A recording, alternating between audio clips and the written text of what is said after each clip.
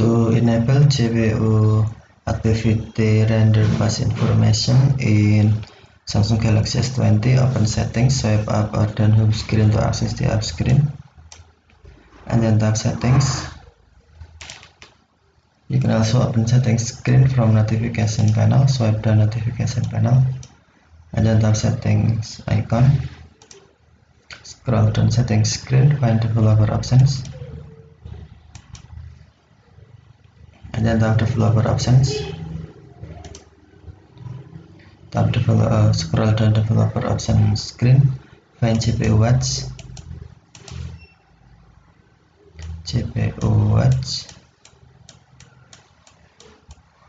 and then turn on GPU watch.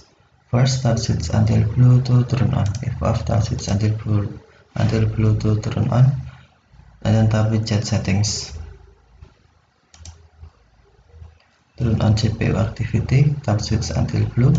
If off, you cannot open GPU activity menu. Tap switch until blue and then tap GPU activity. To enable render fast information, tap render fast information, switch until blue, or to disable, tap switch until white. Tap switch until blue to enable, or tap switch until white to disable. Okay, thank you for watching. Have a nice day.